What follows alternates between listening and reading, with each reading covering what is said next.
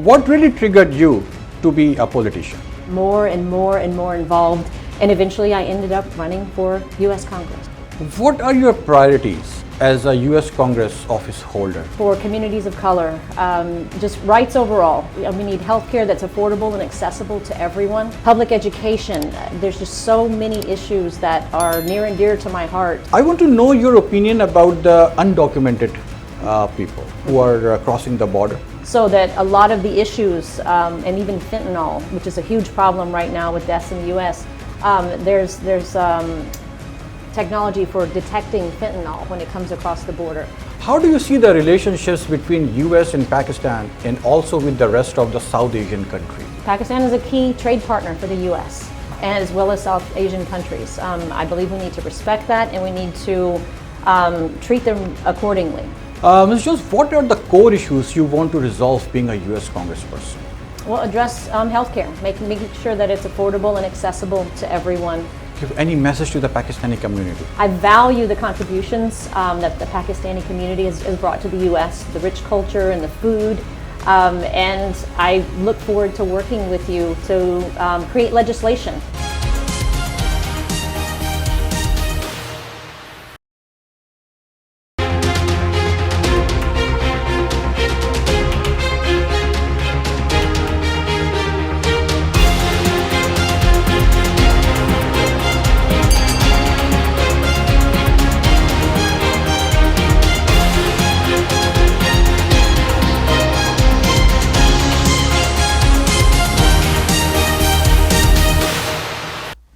अस्सलाम वालेकुम व्यूअर्स, मैं हूं फरहान सिद्दीकी और मैं आपके लिए लेकर आया हूं live from Houston with Farhan Siddiqui. Viewers, this is an election year and November 2024 is going to be a big year for the United States. Inflation, recession, international relationships require special attention for any new leadership. Political environment is heating up and presidential debates are turning into a climax. Every candidate running for the office is putting efforts to convince their constituents and want to work for the betterment. Laura Jones, who is running for the US Congress in Texas 8, is real Texan, army mom, and a business person. Her focus is on education, health, and all other social topics. I have invited on my show today Ms. Laura Jones. Let's talk what she says. Hello, Ms. Laura. Hi, thank you so much for the invite today. What really triggered you to be a politician? Well, I got involved. I started to pay attention. My husband and I have 6 children. We lived in Houston. I was born and raised here in Houston. And we decided to move to a small community outside of Houston. And my eyes were really open to how many people don't have access to basic things like healthcare, high-speed internet, things like that. So after my eyes were open and I started to pay attention, I got more and more and more involved, and eventually I ended up running for US Congress. Do you mind just tell us about your district, like which area you are covering to our viewers so they would know which area you are covering? Certainly. So the district, it starts up by Lake Livingston, up in Polk County.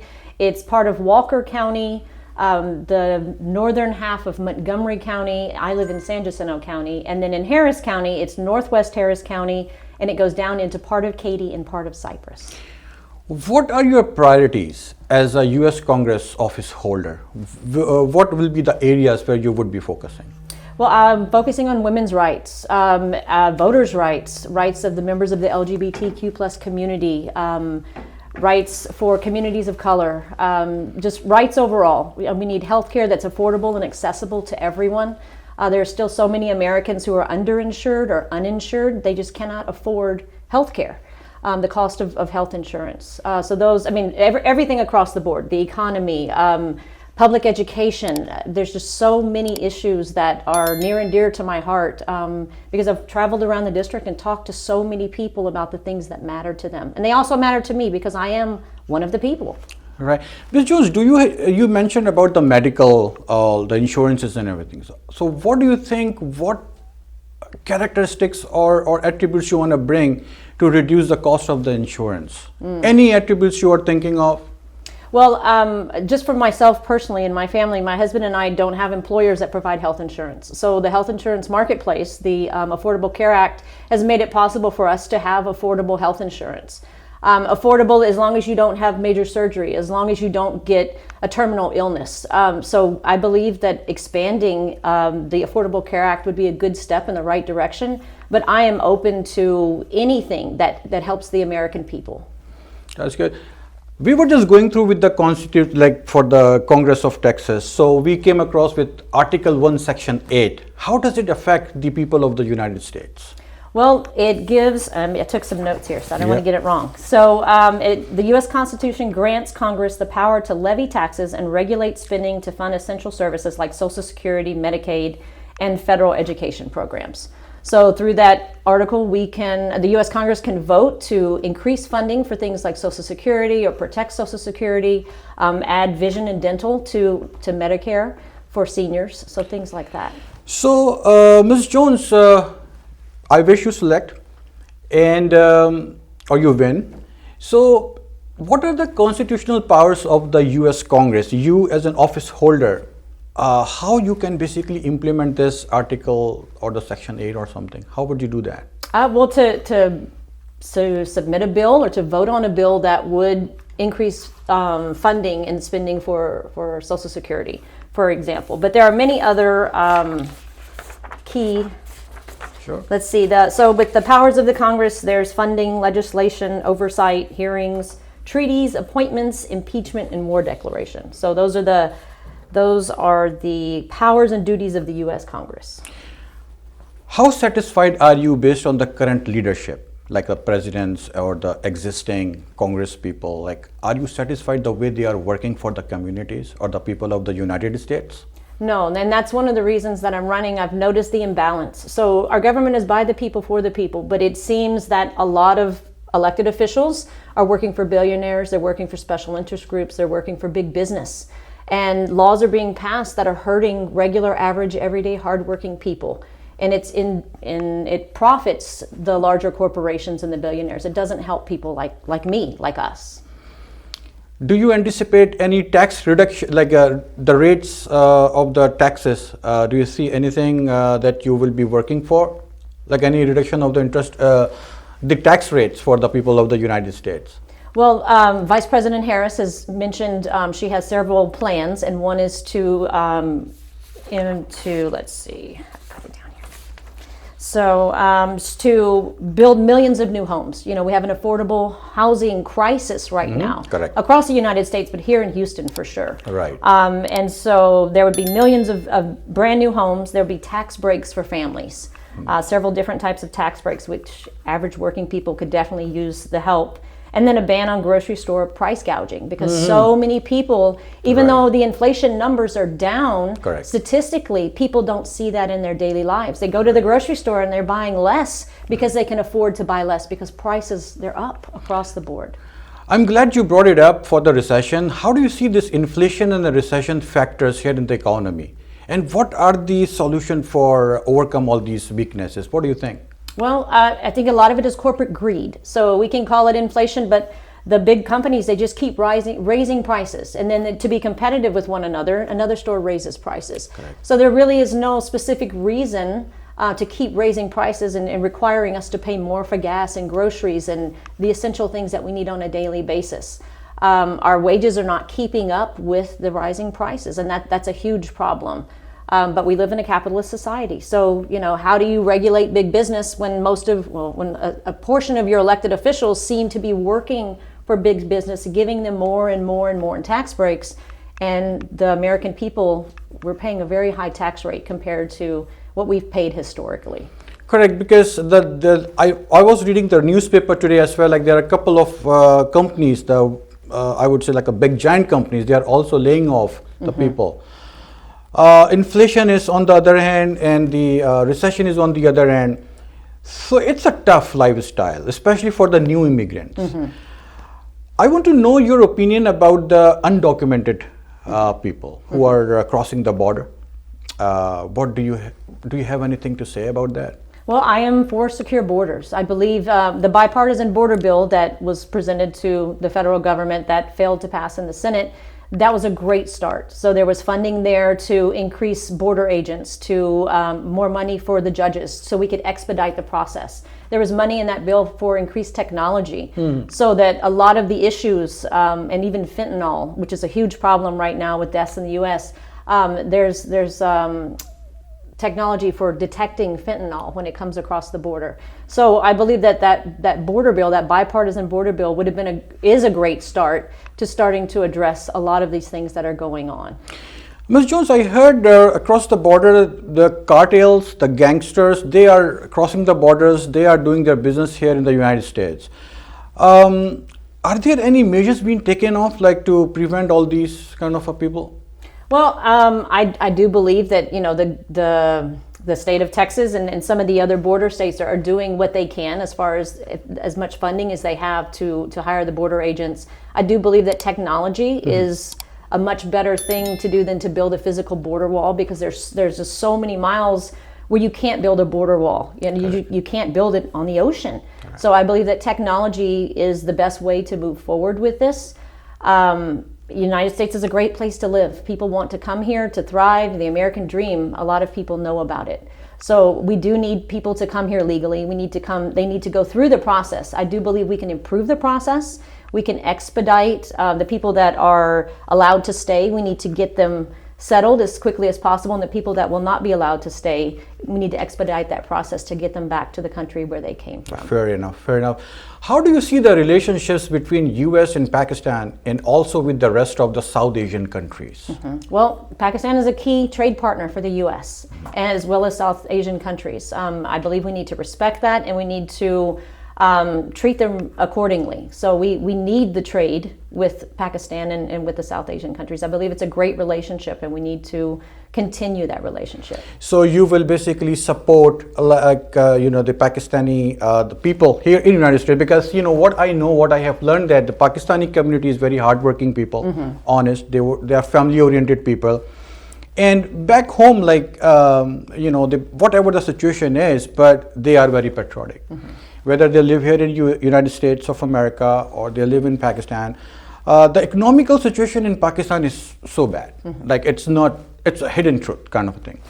So being a US Congress, once you select, do you think that we can work together to basically make Pakistan a beneficial, to work together to basically write some contracts or open the doors for the business activities or something like that? Like for the people that are here? No, for the people in Pakistan. Oh, as a country, right? Yes, ma'am. I'm open to, I'm not an expert on trade policy and things like that, but I'm open to whatever good relationships that we have. I believe we need to continue to invest in those. Okay.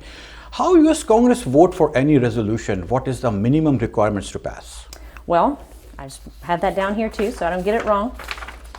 So for the House, the U.S. House of Representatives, it's just a simple majority. So there are 435 members, so it would have to be at least a number of 218, which is one more than half in order for it to pass. And then with the Senate, there are 100 members, so it would need to be a majority of 51 votes to pass in the Senate. Okay, the same way, 51 and the 49 kind of thing, right? Yes. Okay. Ms. Jones, what are the core issues you want to resolve being a U.S. Congressperson? Well, address healthcare, making sure that it's affordable and accessible to everyone, as well as protecting women's rights. So at the federal level, to codify the Roe versus Wade, to make sure that there is some federal protection. Women are dying because they can't receive necessary health care. It's not about birth control all the time. It's about women being pregnant and being unable to have a healthy baby and putting their own life at risk. There are 2 women recently that have died in Georgia because they were unable to get the health care that they needed, and they left children behind, as well as economic growth. So continued focus on economic growth, because I'm just a regular person. The people that I know, the people that I love, the people that I spend time with, we're all struggling right now. And then preserving Social Security, making sure that our senior population is protected, that there's an increase on monthly Social Security because it's not keeping up with the inflation, just like with many other things. And then possibly raising taxes on people that are earning $400,000 or $1 million a year in order to fund a lot of these programs.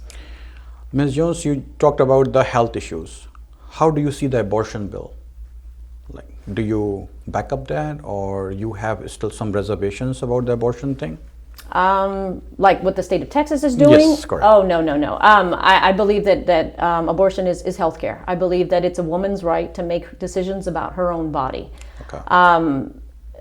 It's the media and one side of this spins it a certain way, that it's being used irresponsibly for birth control. But it's so much more than just how it's being spun. It's a woman's right to make decisions about her own body. It's 2024 and women have equal rights. Correct. So there are no restrictions being put on men's bodies and whether they can have a vasectomy or how many children that they can father. So it should be equal across the board for women. Ms. Jones, the current situation in the Middle East, I would specifically be talking about like whatever is happening in Palestine, Israel and all those things, in Russia. How do you see those relationships and the current situation there? Do you want to say something about that? Yes. I mean, my heart breaks for the people that are losing their lives, for the communities Correct. that are being destroyed. And war is just, it's terrible, regardless of the reason for it. And it's the people that are suffering. The leaders, they make the decisions and they seem to be untouchable about what's going on, but people they're dying. Correct. It's heartbreaking. I support a ceasefire, and I believe it's overdue. It's something that should be happening. I support Ukraine. I believe that we should, here in the United States, continue to support Ukraine so we don't end up having to send our family members, our sons, our daughters over to Russia to fight World War III. Ms. Jones, do you have any plans to open the doors for the qualified and educated people here in the United States to bring more jobs into the economy? Do you have any plans, or do you want to think about it?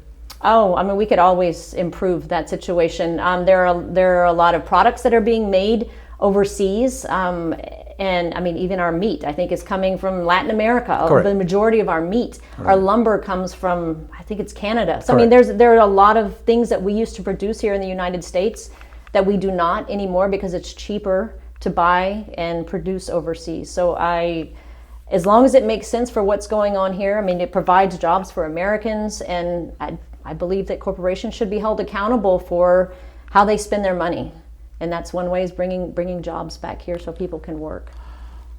Ms. Jones, how about the schools, like the security and the safety of the schools, whatever the shootings are happening across the US? It's a very heart-touching, heartbroken incidents are happening. Our kids are not safe. Any safety or security measures that you think of?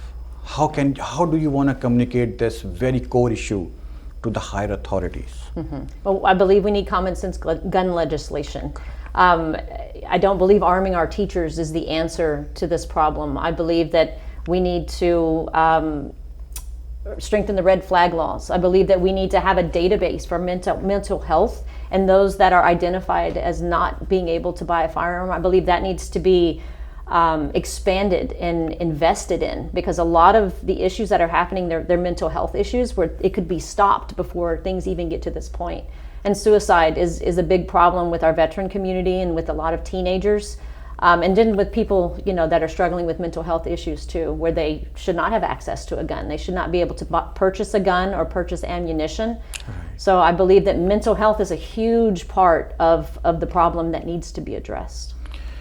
Ms. Jones, do you want to give any message to the Pakistani community? Yes. So, I value the contributions that the Pakistani community has brought to the U.S., the rich culture and the food, and I look forward to working with you to create legislation to benefit the communities throughout the U.S. Viewers, you heard the conversation. I had a privilege to talk with Ms. Laura Jones. I personally wish her a success. We want to see these kind of people in a Congress, and please support, as a Pakistani community representative, I would request you all to support Laura Jones, vote for her and bring her to the office. Let's wind up the program for today. We'll meet you in another program with a new guest. Till then, take care a lot. Pakistan Zindabad. God bless America.